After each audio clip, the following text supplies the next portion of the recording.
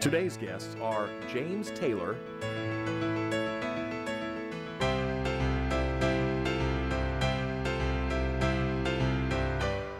and Linda Walters.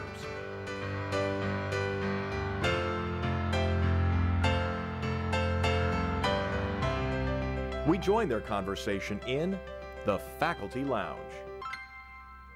Generally the chlorination of drinking water, which a lot of people still object to at this day. Yep. But you know, my view is, and as you well know with your background in biology, that pathogens are certainly much more toxic than most chemical Yes. contaminants. So it's changed a lot in terms of the regulation, because we now regulate pathogens that we didn't even know of. Well, some of them wouldn't have existed back then. Especially, you know, the chemical contaminants are the ones that have come up. When you know, there was a fellow over in the Netherlands named Rook that made a discovery in drinking water that after chlorination of drinking water, that chloroform was present, and that's a known carcinogen. Yes. And that really caused a revolution in the regulation of drinking water. Before that point, once we had been chlorinating for a long time, and people kind of just assumed that drinking water was not a source of any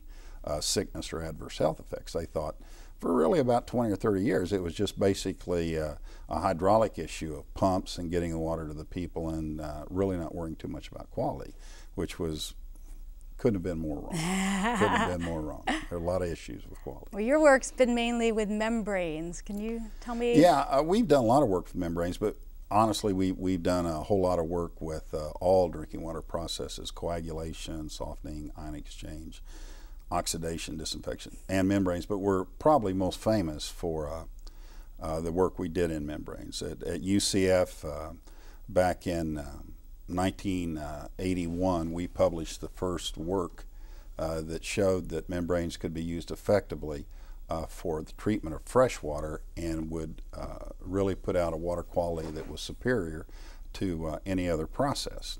And we really were involved with pioneering all types of pressure-driven processes: ultrafiltration, microfiltration, and diffusion control processes like nanofiltration and reverse osmosis. In fact, the city of Melbourne, not too far from UCF, has a reverse osmosis plant that was built in the last 7 or 8 years. Interesting. Yeah. Where do you see it going in the future? What's your next grant going to be? Well, we've just finished a very large grant, a $3.5 million grant from the American Water Works Association Research Foundation, which was co-funded by Tampa Bay Water, a water authority over in near Tampa. It's on the west coast of Florida, that manages water supplies for Hillsborough County, Pasco, and Pinellas counties, and the cities of Newport Richey, Tampa, and St. Petersburg. And what has happened is that they have just run out of groundwater. They have no groundwater, so they've had to go to alternative supplies, and the only alternative supplies you really have are surface waters and, of course, saline sources. And the issues with that is one, that's a little different process to treat those, very different in cases, certain cases. But when you put that water from a RO facility into a distribution system that's seeing only finished groundwater, you can get all types of biological and chemical releases into the different biofilms. In fact, from the biofilms, there's all types of biofilms inside distribution systems. But that same thing happened at Tucson, where they also ran out of groundwater, and they started using water from the Colorado River, and they built a $200 million treatment plant to produce about 125 million gallons of water a day for the supply of Tucson. And when they put that water into the distribution system, all hell broke loose, because the water, Tucson, not Houston, Tucson, the water at the tap became turbid and smelly, because it was a different water quality, and all that release came into the water column and was distributed. And that occurred back in 96 or 97, and to this day, they had to take that plant out of production. That's a $200 million plant, and to this day, they have not got it back into production. So you can imagine dollar loss. And of course, Tampa Bay Water, I was telling you about this first grant we had just finished, is doing the very same thing. They're taking water now from surface sources and ground sources as well and the ocean, and they're putting it into their existing distribution system. So they were quite concerned that they might have the same problems as Tucson, and they funded a very large research project. And we built a really large research facility over there that is in the field and did a lot of work. We had 14 graduate students, 2 postdocs, and 4 faculty supported in that grant for a 3-year period. And put out about 10 PhDs and about, I think, 5 or 6 master's students this time. It was really a good thing. And we have a follow-on now on that where we're looking at the effects of surface active agents to maintain equilibrium, if you will, or insulate the existing films on these pipes from changes in water quality, kind of put a barrier, like something like painting, if you will, the inside of the pipe. So it's really quite interesting. Yeah, so do you think all around Florida we're going to have to change over as the groundwater there's no question disappears? About that. Oh yeah, the St. Johns River Management District just has recently finished a study which we helped them with integrated membrane systems, looking at treating the St. Johns River up around Sanford to be able to supply Central Florida, that's Orlando, with drinking water from a surface source. And they have a proposed plan that calls for 13 new water treatment facilities throughout the district, the St. Johns district, and none of them are groundwater facilities. They're either all surface water facilities or all reverse osmosis facilities of saline water, and much of that water is being transported by pipeline into Central Florida. So that's going to be a big change. And if you're really not careful about the water chemistry and the interface with the solid phase chemically and biologically on the sides of those pipes, you can have the Tucson experience real easy. Oh dear. You know, does that mean we're all going to be drinking bottled water? Well, not if we treat it right, and they are concerned about what the water quality is and do research. Unfortunately, there are a lot of people in the drinking water industry that still don't have a high regard for water quality because of the previous history and the long period of where everybody thought everything was okay.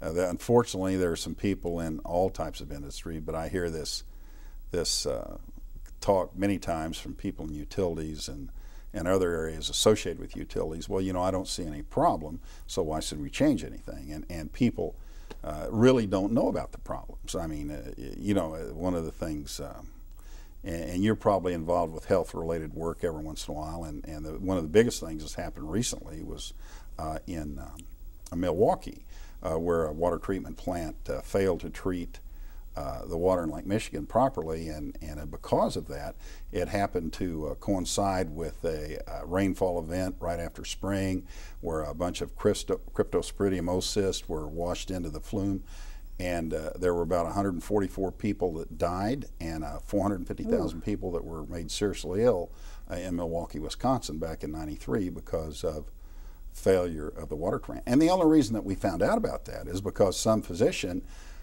was sharp enough to actually diagnose one of his many patients for cryptosporidiosis, and it came back positive, and he made those relationships, and then they confirmed that that's what was happening. But I believe that those types of things have happened hundreds of times throughout the United States, that we attribute sickness to maybe flus or whatnot, but many times they're actually waterborne diseases. Interesting. Well, what about after all the hurricanes? I mean, they were boil your water alerts here and there, but not everywhere. Well, the way they do that, they test those water supplies on a regular basis for coliform bacteria. Now, if they lose pressure, you know, in distribution systems, all of us, well, not all of us, but 99% of us have city water, county water pumped to our house under pressure. You open the tap on your water supply, and pressure's about 55 psi, and it comes running out. And what happens though, if for some reason in a hurricane or a storm that the pumping facilities of the water supply are damaged and they're not able to keep a positive pressure in the distribution system, you can have infiltration, because those things are generally built to where they're watertight, but not always. And the way they ensure that there's no infiltration is by ensuring that there's exfiltration. So if the water's flowing out, the idea that the contamination, if there is a leak, won't come in. But that's what happens. You lose that pressure, and immediately when you lose that pressure, cities and counties will go into a boil water alert, because they're required by law to inform us of any possible contamination. And if they don't do that, the utility director and the plant superintendent can go to jail. And that's no joke. Good reason to have a boiled water alert. Oh yeah, you probably get water quality reports every so often. We get one about once a year, I think. Yeah, from your water from supplier. St. John's, yeah. Yeah. So it's quite interesting, and it's going to become more, because it's changing so much. We're discovering new pathogens, because we've got improved microbiological techniques, we've got improved analytical chemical techniques, and we're discovering new contaminants in the water. And then health-related research is showing in cases that the levels of contaminants have effects even at low levels. The lifespan's getting longer. I guess men are living to be 77 or 8, and women are living to be 83 on average. And as a result, we're gaining more knowledge. The quality of life is getting better, I think, both socially and economically everywhere. But we're gaining more knowledge, and it's getting more difficult, more demanding to be able to produce water and quality that is acceptable by regulation. Do you think our water bills are going to get higher and higher? No question about that. Are they going to get outrageously higher? Well, if you think about water, that's really a good question, because if you think about the cost of water, we assume water is it's cheap. Just free. We assume that. And your water bill, what we pay, typically the going rate for water is something around $1 up to maybe $2 to $2.50 a thousand gallons. So if you think about that roughly, you can say, well, if I pay $1 for 10,000 pounds, that's I think 0.01 cent a pound.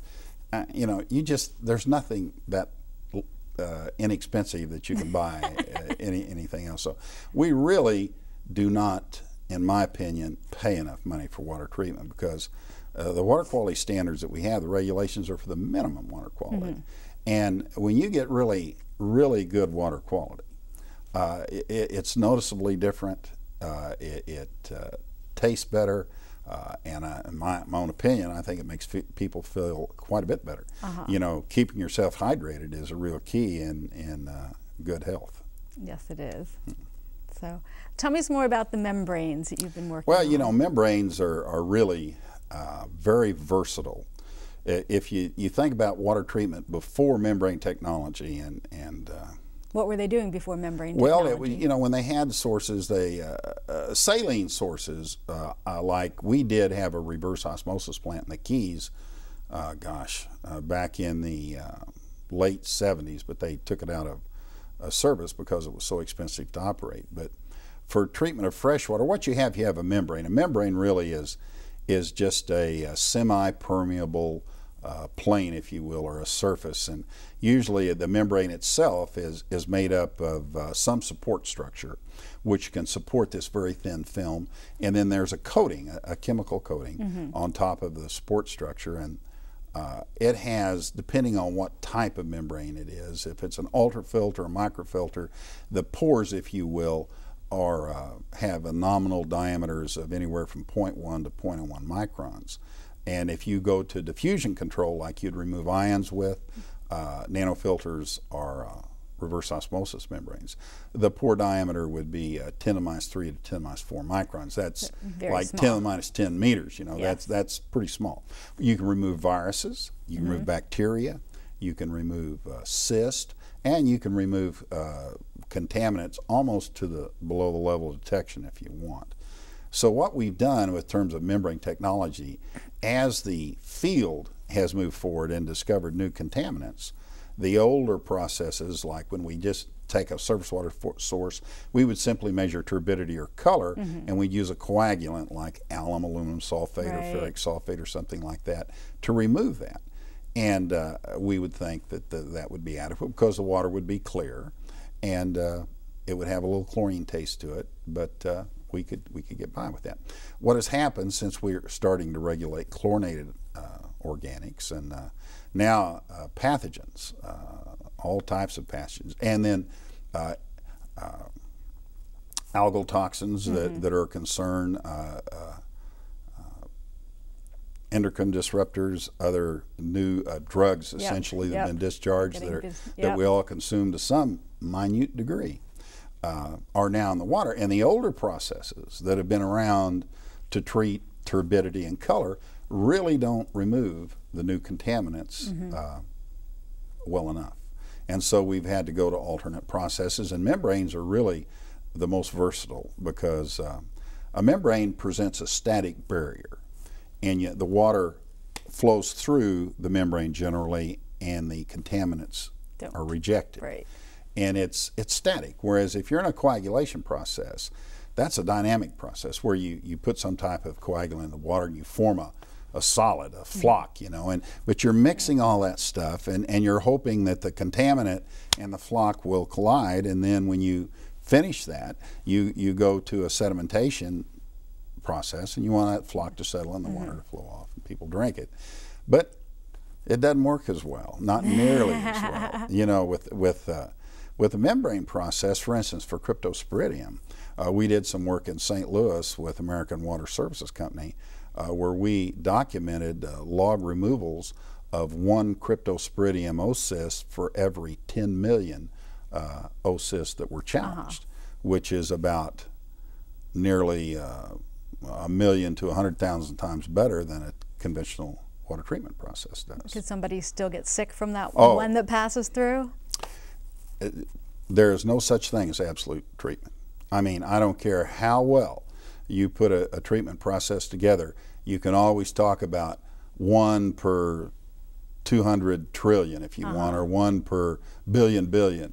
It's like traffic control or being protected from lightning strikes. You know, you can do that, but there's always a possibility that no such thing as absolute in anything that I have ever come across. If someone tells you that, they're trying to sell you something, most likely. Well, you're saying membranes are what most people are using. No, not most people, because membranes cost a little more money. Okay, I was going to say, how are they using membranes and chlorine, or one or the other? We require a residual in the distribution system in this country. What do you mean by residual? Disinfectant residual, like a chlorine residual or monochloramine residual, something that you can test to give you an indication that the water has not been contaminated by something with great demand. By regulation, at the tap, water suppliers have to provide 0.2 milligrams per liter free chlorine or 0.6 milligrams per liter monochloramines.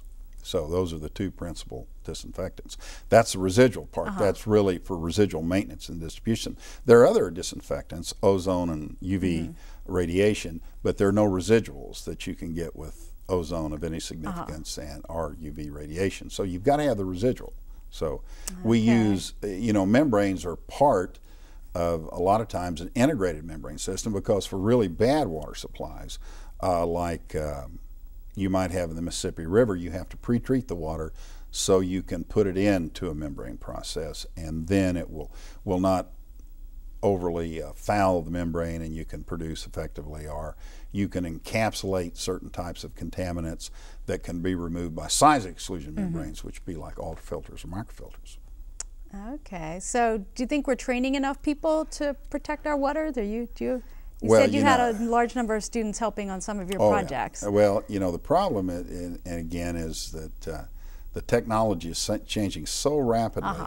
It is a challenge to be able to keep well-trained water treatment plant administrators, operators, consulting engineers, and even the regulators, to keep them informed of the various technologies and where they could be permitted and where they couldn't be permitted. There's, in fact, in some states, membrane technology is not recognized as a good means of treating water, simply because, in my opinion, I'll say simply, just because some of these states have great inertia to continue to do things they did 20 years ago. And in a governmental agency, you're well aware of bureaucracy and what that can do. But there's no question that the revolution in drinking water in terms of chemical water quality and pathogen control and the treatment processes is really it's changing at a revolutionary pace. And this I've been fortunate in the time that when I began my academic career back in 1975, that it was right at the beginning of this revolution. It really was. And my background being a little bit in microbiology, not much, but a lot of chemistry, surface chemistry, organic physical chemistry, and then unit operations, process engineering, was well suited for. And I just happened to, when I was at Florida doing graduate work, I just happened to do some research projects on my own on membrane technology, and that really got me interested in that. And I was pitching that to US EPA for 3 years before they finally decided to fund it. And the only reason they did it is because I had a large grant. It was a $400,000 grant, and they decided to do the ozone work over in Louisiana, and they told me I had $150,000 I could do anything I wanted with. There you go. So then I started with membranes, and as soon as we turned in our first results from projects we were doing down in South Florida at Village of Gulf and Acme Improvement District, I had people from Washington, D.C. and US EPA, and once the word got out, we had Egyptians, Italians, Israelis. I mean, we had people from all over the world coming down there taking samples out of that plant because nobody believed the results. They just simply didn't believe them. It was truly revolutionary. And it was nice to be able to do that. That I enjoy looking back on. Good. So changing the subject a little bit, what about fluoride in our water? Well, that's interesting you asked that, because fluoride is used a lot of times to protect, well, it's always used to protect teeth. I think it's kind of, some counties do it in Florida and other ones don't. It's not a regulation. It's up to the county, it's up to the city. I chaired a committee for the city of Winter Springs here a few years ago about fluoride addition to the water. And I want to say that professionally, in my opinion, anyone that doesn't add fluoride to the water is detrimentally affecting the consumers. Because there's no doubt about it, it can protect, certainly in infants, their teeth, and certainly in the public. And now there are, as if with anything, you know, I swear, I remember listening to the people talk about all the people coming from Winter Springs to talk to our little panel that I'd put together, and you know, my comment was that there's not. Probably 90% of the people are for it, maybe 10% are not, or 99% for it, but there's always a bunch of people that are not. And, you know, we could vote on the police force. So should we have a police force? And, of course, the answer is, my God, yes, we need a police force, but you would get a bunch of people that said we don't need a police force. And that's kind of the way with fluorides. But now it is true that if you put too much fluoride in the that's water, a bad thing. You can cause caries and teeth, cause them to be brittle and chip, because there's a chemical reaction, a basic complexation, and a incorporation of the solid phase in your tooth with calcium that can make the tooth enamel harder, or it can make it so brittle it chips and falls off. And but that's highly regulated by the state. If you do use fluoride, it's regulated by the temperature and the pH and how much, the maximum amount you can have. And I think in our area it's around 0.8 milligrams per liter, and it's done all over the United States without any adverse health effects that I know of. Now, you know, there's always research that can be done that can show other things, but when I was the chair of that commission for the city of Winter Springs, I looked at over 13,000 references on fluorides, and I did not find one credible reference that had any adverse health effects, not one. Now, I found a lot of BS literature that was unfounded, just people had written stuff without any support, you know, this is my opinion, or that, and made a bunch of stuff up.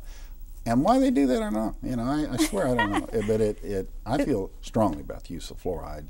And is it expensive to add it to the water? It's less than a tenth of a cent, 1,000 gallons. I mean, it's almost not even able to put it on the bill. It's so cheap, and it's just a good benefit. It's like chlorine almost. I mean, if you travel and you go to some third world country or maybe just south of the border, you know, having those little chlorine or iodine tablets. Oh yeah. You need that because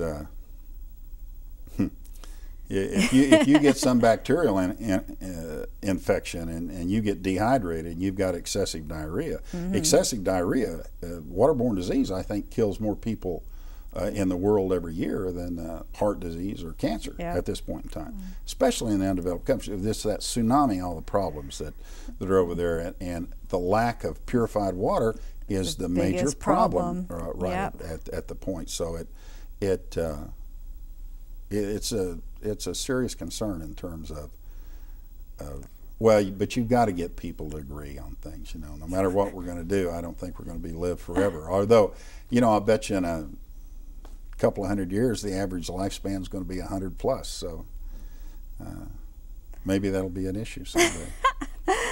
Well, thinking of the tsunami or any sort of major disaster, do people in your field have like really effective mobile water purifying units that they can take beyond just we've done a little work for the Army, and we've done it's just so much work. But I should be doing more work for NASA than I am. I've talked to Ron Phillips on occasion about doing some space station work with him, but it's just hard to get time to do everything. And but the armed services are especially interested in membranes because they're very small relative to conventional water treatment. In the size of the stage that we're on right here, we could put together a membrane plant that would produce 10,000 gallons of water a day.